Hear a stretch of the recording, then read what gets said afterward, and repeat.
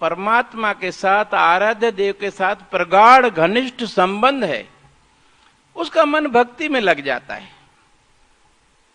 हर दुख में वो उसकी कृपा देखती है और सचमुच उसकी प्रार्थना। देखिए,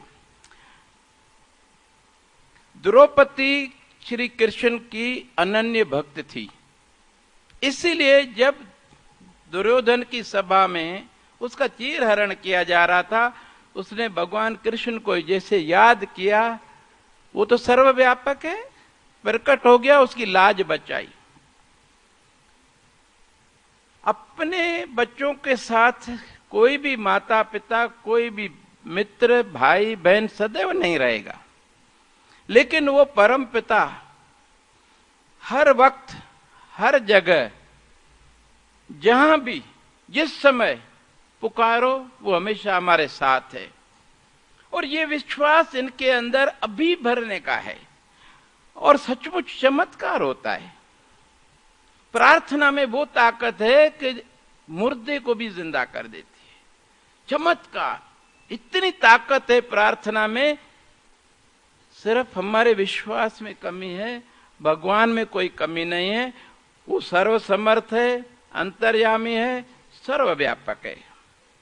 करो बेनती पार ब्रह्म सब जाने, अपना किया आप है माने। आप है आप करत ने बेरा, किसे दूर जनावत, किसे बुझावत नेरा। अगर हम दूर समझते हैं आसमान पे, तो आसमान पे बैठा है। अगर हम समझते नहीं वो हमारे साथ है, हमारे अंदर है, तो वो अंदर है, हमारे साथ है, हमें अनुभूति कराता है, अपने सेवक को निकट होए दिखाई। किसे दूर जनावत, किसे बुझावत नेरा। उपाव सियाणप सगलते रहत है, सब कुछ जाने आत्म की रहत। और हमारे अंदर क्या चल रहा है वो सब जानता है। मन नहीं प्रीत मुखों गंडलावत, जाननहार प्रभु परबीन, बाहर बेख न काऊ बीन। अवर उपदेश आप न करे, आवत जावत जन्मे मरे। हम अपने आप को धोखा देते हैं। बेख दिखाए जगत को, लोकन को वसकीन। अंतकाल काती कटी वास नरक कोली। जीवन के अंतिम क्षण में किसी का पाखंड नहीं चलता है। जो उसने जीवन में अच्छा बुरा किया उसके अनुसार कोई रोता जाता है, कोई बहुत संतोष के साथ हंसता हुआ जाता है।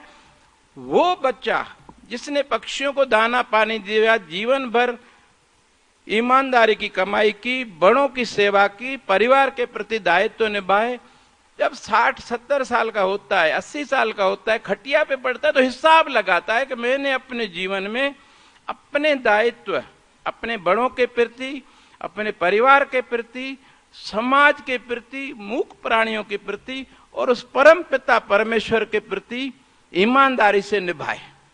उसे आत्म संतोष मिलता है, उसका मन अपने आराध्य देव के चरणों में लग जाता है। और कौन सी श्वास अंतिम सांस होगी हमें नहीं मालूम। हम आज कहते हैं हमारी उम्र 60 है, 70 है, 50 है, लेकिन है कहां? वो तो चली गई। बाकी कितनी है हमको नहीं मालूम। देखते हैं, देखते देखते हमारे सामने हमसे छोटे चले जा रहे हैं। तो हमारे अपने मन को हम ये क्यों नहीं कहते कि भाई तुम कौन सा पट्टा लिखा के आए हो, तुम भी कभी भी जा सकते हो, उसकी तैयारी रखो। अंतमति सो गति। हम अपने विचारों को, विचार बनते हैं जैसे हम दृश्य देखते हैं, पढ़ते हैं, कानों से सुनते हैं, वैसे हमारे विचार बनते हैं। जैसे विचार होंगे वैसे कर्म होंगे, और जैसे कर्म होंगे वैसा फल। इसीलिए बुजुर्ग कहते हैं, गुरबाणी भी कहती है, करन न सुने काहू की निंदा, सबते जाने आपस को मंदा। हमेशा नम्रता में रहे, उसके अंदर सद्गुण बढ़ते रहते हैं। और जिस सद्गुण का हम अहंकार करते हैं उसी में भगवान हमें गिराता है कि अगर मेरा हाथ नहीं होता तो तुम नहीं बच सकते। ये मैं हूं जो तुम्हें हर दुर्गुण से बचा करके अपने चरणों में तुम्हारा ध्यान रखता हूं, क्योंकि तुम रोज मुझे प्रार्थना करते हो। मेरे साथ तुम्हारा घनिष्ठ संबंध है, मित्रता है, सखा भाव हो, माता पिता का भाव हो, किसी भी भाव से उस परम पिता परमेश्वर से साथ हमारा एक घनिष्ठ संबंध आवश्यक है।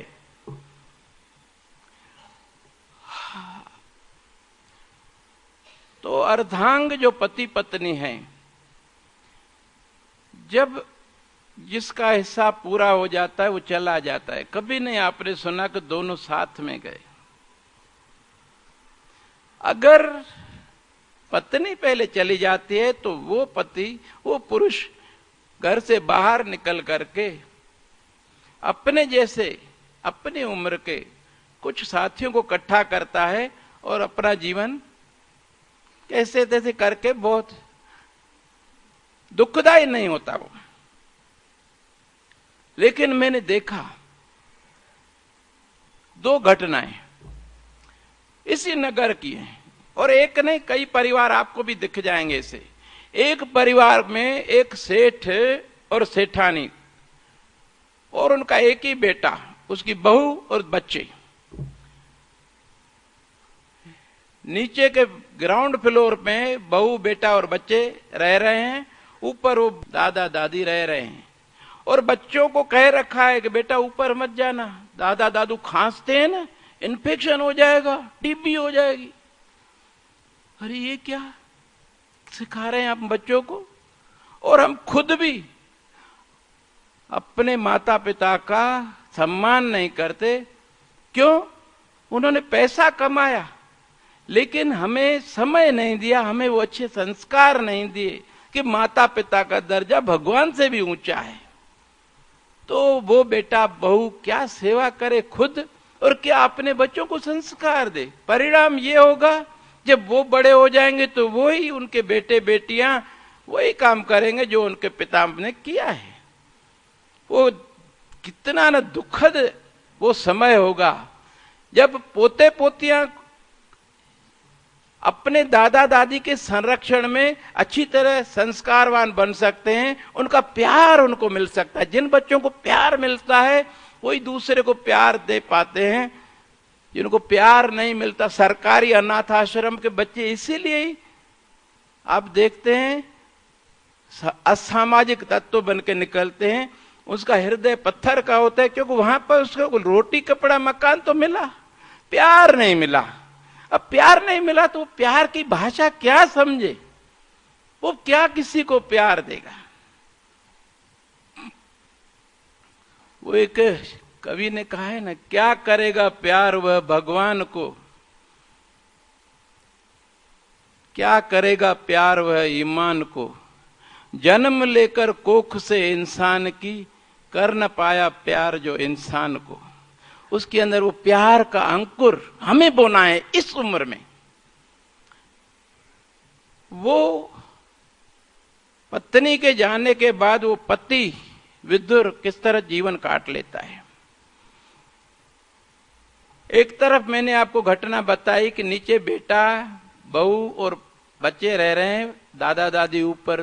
कितनी न दुखद वो अवस्था है। क्या कर रहे हैं हम लोग, क्यों हो रहा है ये, कारण के पीछे जाएं। हम लोग दिन रात पैसे कमाने में लगे हैं लेकिन हमारे बच्चों को सुनने के लिए हमारे पास समय नहीं है। वो किस संगति में जा रहे हैं हमारे पास समय नहीं। हम उसे मोबाइल देते हैं, सहूलतें देते हैं, पैसे देते, कपड़े देते हैं, बस बिगड़ने के लिए इतना काफी है। और दूसरा जो मैंने बताया, यदि हम उसे आलिंगनबद्ध नहीं करेंगे तो जो उन्हें आलिंगनबद्ध करेगा, उनको प्यार देगा, उसका हो जाएगा। दूसरी घटना अभी मेरे जीवन में आई, वो बहुत ही दुखद है। अभी साल भर भी नहीं हुआ, इस नगर का एक बहुत धनाढ्य व्यक्ति गुजर गया। अब मेरे उसे संबंध है, परिवार से मैं ऐसे गया तो वो जो उसकी धर्मपत्नी, जो उस परिवार की मुखिया थी, सेठानी थी, परिवार के सभी सदस्यों को उसने बहुत लाड प्यार से पाला, शादियां कराई बच्चों की, बहुओं को उनकी हर इच्छा पूर्ण की, क्यों पैसे की कोई कमी नहीं थी। सब लोग उससे बहुत सम्मान देते थे।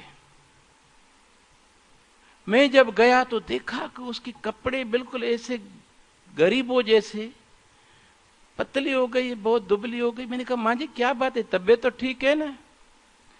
कहते रोते वहां पर है जहां पर कोई आंसू पोंछने वाला हो। जब मैंने प्यार से उनसे पूछा तो वो रो पड़ी एकदम। अरे क्या बात है माँ, कोई शरीर में पीड़ा है, डॉक्टर को बुलाऊं? बोले नहीं बेटा, डॉक्टर की जरूरत नहीं है, मुझे तुम्हारी जरूरत है। तुम मेरी बात सुनो और मुझे कुछ ढाढ़स दो। मैंने कहा बोली क्या बात है, मैं आपके लिए सदैव तत्पर हूं, क्या करना है? बोले मेरे पति के गुजरने के 2-3 महीने बाद में मेरे लड़कों ने मेरे साथ कटु भाषा और अपशब्द प्रयोग करने शुरू किए, जिनको मैंने अपनी कोख में संभाला, पाला, यहां पहुंचाया। वो मेरे साथ में इस प्रकार का व्यवहार करने लगे और उनको देख करके मेरी बहुएं भी उसी भाषा का प्रयोग करने लगी। नौकरानी से ज्यादा मैं काम करती हूं सुबह से रात तक, फिर भी नौकरानी से वो डरते हैं, उसको कुछ नहीं बोलते कि वो छोड़ कर नहीं चली जाए। मेरे लिए जानते हैं कि ये तो कहीं जा नहीं सकती, इसलिए सुबह से रात तक मुझे प्रताड़ित करते, यहां तक कि मेरे पोते पोतियां भी मुझे प्रताड़ित करते और उसी भाषा का प्रयोग करते हैं। अब सोचिए उस दादी के मन पर क्या गुजरती होगी जिसके पोते पोतियों के द्वारा उसको इस तरह से अपशब्द कहे जाए, गाली गलौज किया जाए। वो बोली भाऊ मैं तो बस यही प्रार्थना करती हूं कि भगवान मेरे को क्यों नहीं ले गए, मेरे को क्यों छोड़ दिया, मेरे को पहले ले जाता। खैर मैंने उसको ढाढ़स बंधाया कि भाई सब गुजर जाएगा माँ जी, ये भी नहीं रहेगा, भगवान को प्रार्थना करो, वो समर्थ है। उसके साथ उसका कोई लिंक नहीं था। मैंने बोला उसके साथ जोड़ो, वो सर्वसमर्थ है, दयालु है, वो आपके दुख दूर करेगा, मन में शांति देगा।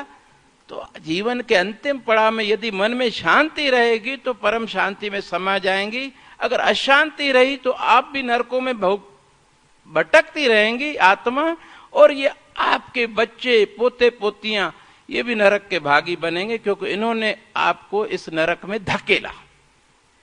इनका भी हित हो, आपका भी हित हो, इसलिए इनको क्षमा कर दो और अपने आप को उस परमात्मा के चरणों में समर्पित कर दो। जो तुद भावे साई भली कार। खैर समझदार मां थी। मैंने आकर सोचा कि आखिर ऐसा हुआ क्यों? अगर ये मां पढ़ी लिखी होती और नौकरी की होती तो आज उसको पेंशन मिलती होती, तो इस तरह से उसके बेटे और उसके पोते पोतियां उसको प्रताड़ित नहीं करते, क्योंकि वो स्वावलंबी है। अगर नौकरी नहीं भी की होती तो भी उसके पास डिग्री है, ज्ञान है, वो कोचिंग करती और स्वयं का भरण पोषण खुद कमा सकती, तो उसके बच्चे, उसके पोते पोतियां इस तरह उसे प्रताड़ित नहीं करते। मेरे को मेरे श्रद्धेय गुरुदेव की दूरदृष्टि समझ में आ गई कि कितना उन्होंने दूर का सोचा कि बिटिया जीवन के अंतिम श्वास तक सम्मान के साथ सुख से रहे, क्योंकि ये समाज के लिए कितना कुर्बानियां करती हैं। बचपन से लेकर के जीवन के अंतिम श्वास तक अपने परिवार के लिए अपने सुखों का, अपने इच्छाओं का त्याग करके अपने बच्चों, बेटों, बहुओं और पोते पोतियों को सुखी रखने के लिए कितनी त्याग तपस्या करती है, और उसका परिणाम ये। तो मुझे और ज्यादा महसूस हुआ कि बिटिया के लिए कम से कम अच्छी तरह पढ़ाई करना और अच्छी डिग्री हासिल करना अत्यंत आवश्यक है, ताकि जीवन के अंतिम श्वास तक सुखी रहे। ऐसा नहीं हो कि कल उस माता की तरह उसकी स्थिति हो जाए कि उसके बेटे, बहुएं, पोते पोतियां उसे प्रताड़ित करें। मित्रों, आपका कितना प्यार है अपने पोतियों के साथ मैं देख रहा हूं, लेकिन ये प्यार कार्य रूप में परिणत हो, विवेक से काम लेकर के इनके साथ आप एक आत्मीयता का संबंध जोड़कर, ये अभी नहीं जानती पढ़ाई का महत्व क्या है, हमारे 1 साल का कितना महत्व है, ये आपको इन्हें समझाना पड़ेगा ताकि इनका पूरा जीवन आनंद से गुजरे। प्यार बहुत बड़ी चीज है। कल एक अखबार में आया था, बच्चों को जरा सा प्यार दो तो बहुत सा लौट कर आता है। मैंने सोचा ये आपको जरूर दूं मैं, और जैसा बोते हैं वैसा काटते हैं। उसके लिए मेरे बहुत समय पहले मैंने एक मूवी देखी थी, जैसी करनी वैसी भरनी। ये मैं आपको समर्पित करता हूं और आपका आभार व्यक्त करता हूं, आपने मुझे कितना शांति से ध्यान से सुना है। लेकिन ये सफल तब होगा जब आप इसको जाकर अपने परिवार के अंदर, अपने जीवन के अंदर उतारें और इन बिटियाओं को समाज में एक प्रतिष्ठित स्थान दिलाएं, पढ़ लिख कर कुछ बन जाएं, खुद भी सुखी रहें, औरों को भी सुख पहुंचाए। कोई भी सास ससुर इसलिए बहू नहीं लाता है उसको प्रताड़ित करे, उसे जला दे। जब हमारी बेटी ये नहीं जानती है कि मुझे कैसा अपने बड़ों के साथ व्यवहार करना चाहिए, उन्हें उचित सम्मान नहीं देती है, उनकी आज्ञा नहीं मानती है और भी जली कटी सुना देती है, प्रताड़ित करती है उन्हें, तो वो क्या करेगी बेटी? वो बहू क्या करेगी? दो काम कर सकती है वो, या तो अपने पति को अपने मोह पाश में बांध करके उड़ाकर अलग हो जाती है, वो दादा दादी वहीं हाथ मलते रह जाते हैं, या फिर उस सास ससुर को जो सुना रही है, दो बातें हो सकती हैं। अगर वो आज्ञा में है और वो उसको बिना कारण प्रताड़ित कर रहे हैं तो पढ़ी लिखी, उसे मालूम है मुझे अपने अधिकार कैसे प्राप्त करने हैं, उसे कोई दबा नहीं सकता। क्योंकि हमारी बिटियाएं न सिर्फ शिक्षित हैं वरना संस्कारवान भी हैं, इसलिए वो जिस घर में जाएंगी मुझे विश्वास है खुद भी सुखी रहेंगी, उनको भी सुख पहुंचाएंगी। लेकिन शुरुआत आज आपको इस क्षण से करनी होगी, क्योंकि क्षण बीत जाएगा फिर नहीं आएगा। एक बार जो गया तो गया, लोहा गर्म है चोट करिए। ये बच्चे सब समझ रहे हैं, इनको आप नासमझ मत समझिए। जो कुछ अभी मैंने बोला है घर जाकर आप पूछेंगे, आपको सब बताएंगे और आपको क्या करना है ये भी आपको समझाएंगे, अपने माता पिता को समझाएंगे। आप सबके न सिर्फ इस संसार में वरना यह लोक सुखी परलोक सुहेले, ऐसी मंगल कामना के साथ आपका आभार व्यक्त करता हूं। धन्यवाद। धन्यवाद श्रद्धेय भाऊ जी। और निश्चित तौर पर कह सकती हूं कि सबके दिमाग में कुछ चल रहा होगा और यही तो हमारा इस कार्यक्रम का उद्देश्य था। अब आपका इतना समय लिया है, आभार प्रस्ताव के लिए मैं सादर आमंत्रित करूंगी हमारी vice principal Rita Gurbani ma'am को। सर्वप्रथम मैं परमपिता परमेश्वर एवं परमहंस संत हृदयराम साहेब जी के चरणों में शत शत नमन करती हूँ, जिनकी असीम अनुकंपा से आज का कार्यक्रम ग्रैंड पेरेंट्स डे संपन्न हुआ। तत्पश्चात मैं हृदय से आभार व्यक्त करती हूँ संत जी के परम भक्त, हमारे पथ प्रदर्शक एवं इस अद्वितीय कार्यक्रम की अवधारणा के जनक श्रद्धेय श्री सिद्ध भाऊ जी का, जिनके आशीर्वाद व प्रेरणा ने इस कार्यक्रम को यह गरिमामय स्वरूप प्रदान किया। हृदय की गहराइयों से कोटि कोटि धन्यवाद देना चाहूँगी आज के हमारे अतिथि, हमारे आदरणीय दादा दादी, हमारे नाना नानी, जिनकी हम पलक पावड़े बिछाए प्रतीक्षा कर रहे थे, जिन्होंने हमारे विनम्र आग्रह को स्वीकार कर इस कार्यक्रम में पधारने की कृपा की, अपना अमूल्य समय एवं आशीर्वाद हमें प्रदान किया और हमारे इस प्रथम प्रयास को सफल बनाया है। निश्चय ही आज का दिन नवनीत हासोमल लखानी पब्लिक स्कूल के इतिहास में स्वर्ण अक्षरों में अंकित किया जाएगा, क्योंकि आज एक स्वस्थ परंपरा, एक नई परंपरा का आगाज हुआ है, जो कि नई एवं पुरानी पीढ़ी के परस्पर एक में एक होने का प्रतीक रहा है। सच्चे हृदय से आभार प्रकट करना चाहूंगी हमारे आज के वक्ताओं, सुश्री अमृता मोटवानी एचएम, सुश्री अर्चना गुप्ता वरिष्ठ अध्यापिका, सुश्री रीटा आहूजा कोऑर्डिनेटर, उत्कृष्टता का मार्ग प्रशस्त करने वाले परम श्रद्धेय सिद्ध भाऊ जी का, जिन्होंने अपनी ओजस्वी वाणी से हम सभी के दिल को छू लिया। आभार प्रदर्शन की इस श्रृंखला में मैं आदर सहित नाम लेना चाहूंगी प्राचार्य श्री मनीष जैन जी का, जिनके कुशल दिशा निर्देश ने इस कार्यक्रम को यह विशेषता प्रदान की।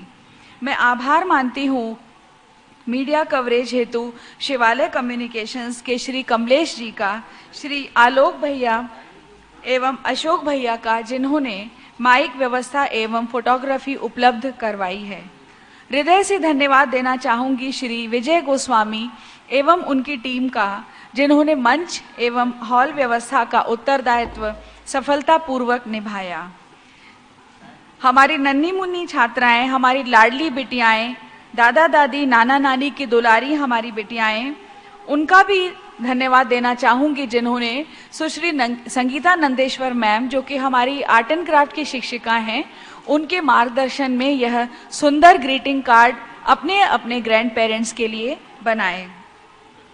उन सभी को मेरा हृदय से आभार, जिन्होंने प्रत्यक्ष अथवा परोक्ष रूप से इस कार्यक्रम को सफल बनाने में अपना बहुमूल्य योगदान दिया है।